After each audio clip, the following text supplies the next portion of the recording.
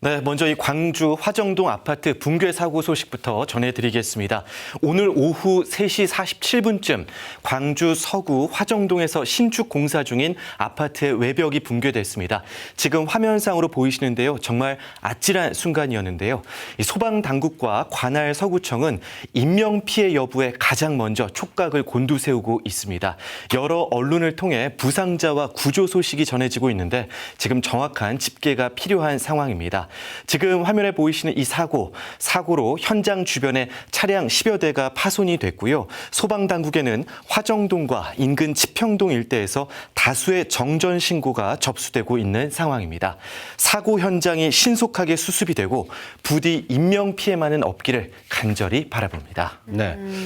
조금 전에 들어온 소식으로는 인부 2명이 고립이 됐다가 구조됐다는 그런 소식이 들어와 있습니다. 네. 자, 다음 뉴스 전해주시죠. 네, 코로나 소식입니다. 광주와 전남에서 연일 코로나19 신규 확진 최다 기록이 나오고 있습니다. 광주는 어제 지역 감염이 175명이었고요. 전남은 87명으로 총 262명이 발생했습니다. 전국적으로 어제 국내 감염이 2,813명 발생한 것에 비춰볼 때 광주 전남의 확진 비율이 거의 10%에 다다르는 수치입니다. 네.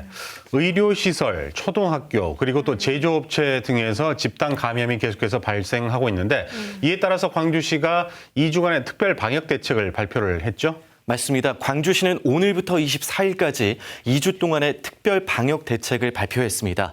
이 관리 방안으로는 요양병원, 시설, 정신의료기관에 대해 외부 면회가 전면 금지되고 또 종사자들은 출퇴근 시간 이외에 다중이용시설을 이용할 수 없다는 내용입니다.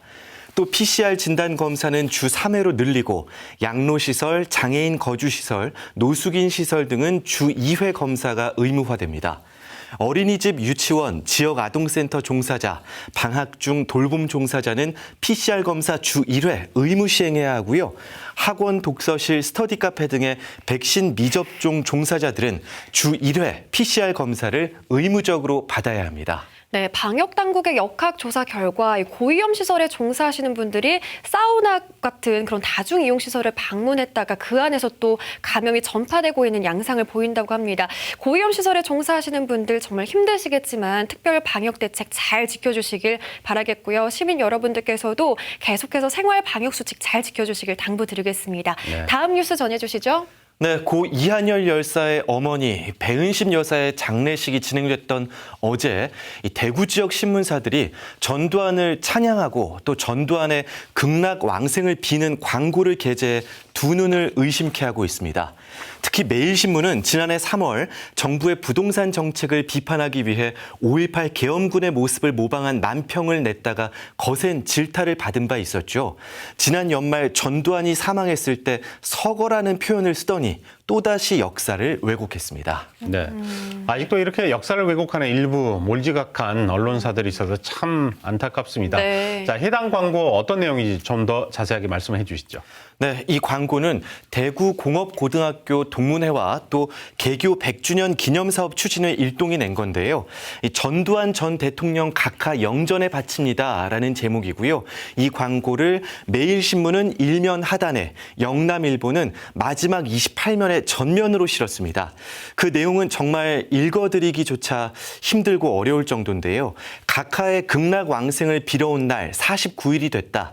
추앙하는 대통령 각하, 탁월한 애국자, 민주주의의 실질적 초석을 세웠다. 참 말이 안 되죠. 무엇보다 각하에 대한 일부의 왜곡된 증오와 분노라는 표현을 쓰며 5.18 무력 진압에 대한 광주 시민과 국민들의 분노를 폄하했다는 지적까지 나오고 있습니다. 네, 전두환에 대해서는 역사적 판단은 물론이고요. 이미 대법원 판결까지 났기 때문에 사법적 판단도 끝난 상태입니다.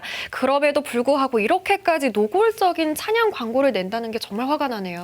그렇습니다. 한국언론진흥재단의 신문 광고 윤리 강령을 보면요. 신문 광고는 공공질서와 미풍양속을 해쳐서는 안 되고 그 내용이 진실해야 하며 과대 표현으로 독자를 현혹시켜서는 안 된다라고 규정 규정하고 있습니다. 이에 광주 전남 민주언론 시민연합은 해당 광고를 고 배은심 여사의 장례식이 진행되는 동안 발생한 언론 참사로 규정을 했고요. 매일신문과 영남일보 편집국은 국민들에게 사죄하고 책임자 문책과 재발 방지에 나설 것을 촉구했습니다. 네, 언론 참사라는 말이 정말 공감이 됩니다. 네. 오늘 마지막 뉴스 전해주시죠. 네, 민족의 대명절 설이 3주 앞으로 다가왔습니다. 오늘부터 13일까지 사흘 동안 이 설 명절 기차 승차권 예매가 진행이 되는데요. 첫날인 오늘은 오전 9시부터 오후 1시까지 정보화 취약계층, 이 경로, 장애인을 대상으로 판매가 이루어졌습니다. 네.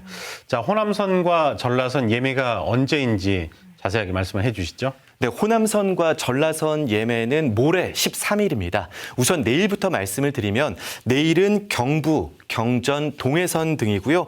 방금 말씀드린 대로 모레가 호남, 전라, 강릉, 영동선 등입니다. 네. 오전 7시부터 오후 1시까지 온라인과 전화를 통해서 비대면으로만 판매하고요.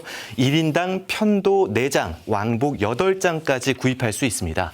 이 코로나19 확산 방지를 위해 창측 좌석만 먼저 판매하고요. 코레일 측은 정부의 설 방역 대책이 확정이 되면 통로 측 좌석 판매 여부를 결정하겠다고 밝혔습니다. 수서고속철 SRT는 오는 18일부터 20일까지 설 예매를 진행합니다. 20일 목요일이 이 호남선 예매 날이고요. 오전 7시부터 오후 1시까지 100% 온라인으로만 진행합니다. 네, 상황이 심각하긴 하지만 아직도 네. 설 명절이 다가오면 조금 가족들을 만날 수 있지 않을까 하는 기대감이 생기는 그렇죠. 것 같아요. 하지만 정부의 설 방역 대책이 어떻게 나올지 조금 더 지켜봐야 할 것 같습니다. 오늘 유익남 소식은 여기까지 듣도록 하겠습니다. 고맙습니다. 고맙습니다. 네.